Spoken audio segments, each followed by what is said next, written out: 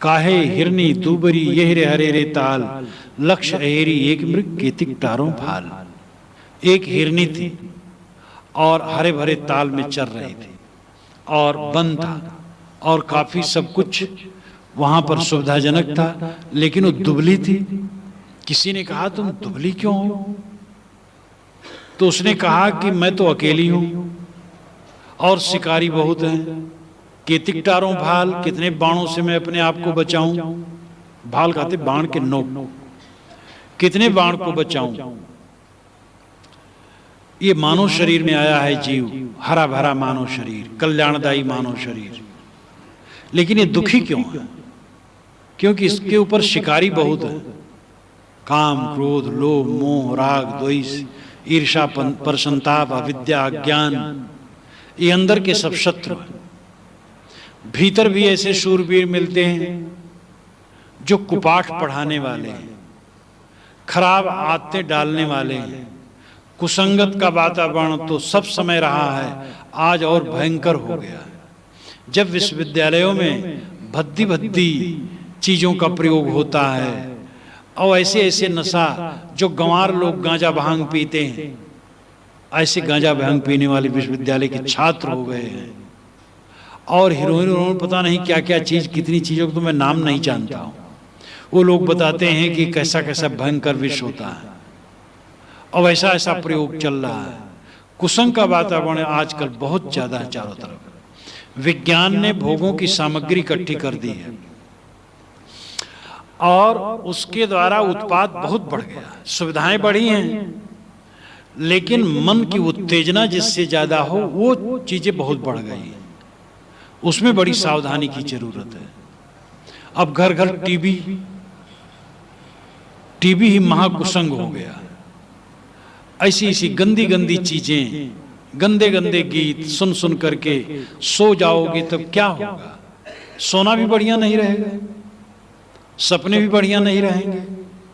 जब नींद खुलेगी तो उसी की गूंज होगी गंदी गंदी बातों की, जिसका देखना ठीक नहीं, सुनना ठीक नहीं, खाना पीना ठीक नहीं, बर्ताव ठीक नहीं, सोचना ठीक नहीं, तो मन ठीक कैसे रहेगा? वातावरण बहुत प्रदूषित है, इससे अपने आप को बचाना चाहिए।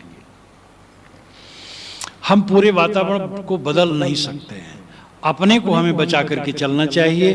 वह उदाहरण जो मैं आपके सामने दिया करता हूं, चाम का जूता पहन करके आप चलें, आपके लिए सब जगह चाम बिछाया है। और चाहे कि चमड़ा बिछा करके हम चलेंगे तो राजे महाराजे भी ऐसा नहीं कर सकते। हम और आप चाहें तो अपने आप को बिल्कुल ठीक रख सकते हैं, और यही चारा है। तो ये हिरनी, अब यहां भी अन्योक्ति अलंकार में साहब कहते हैं, नाम कुछ नहीं लेते हैं, जो कहते उसका नाम नहीं लेते, बिल्कुल अलग अलग की चीज कहते हैं। इसीलिए विद्वानों को रीझ करके कबीर को कभी कहना पड़ा, काहे हिरनी दूबरी यहरे हरे रे ताल, लक्ष्य अहेरी एक मृग केतिक टारों भाल। ये हिरनी काहे दुबली है हरे भरे ताल में? हिरनी ने कहा क्या करूं, बहुत तो शिकारी है, बाण पर बाण मारते हैं, मैं छिप छिप के बचती हूं, चरूं कि अपने को अपनी जान बचाऊं, जान बचाने में लगी रहती, इसलिए दुबली हूं।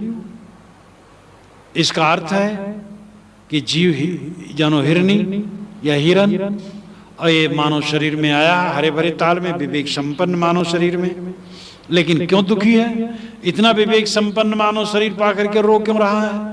हरदम जंग क्यों रहा, हरदम चिंता क्यों कर रहा है? क्योंकि अंदर बाहर के शत्रु इसको बेध रहे हैं।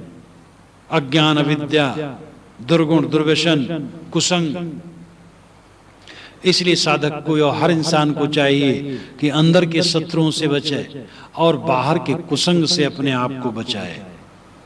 हमारी वीरता और विशेषता यही है कि अंदर और बाहर के दोनों के ताप से अपने आप को बचाएं।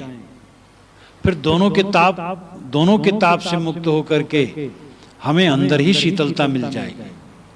आप लोगों के सामने मैंने हंस पर कर्ण पर कुछ कहा और अंत में हिरनी का उदाहरण आया।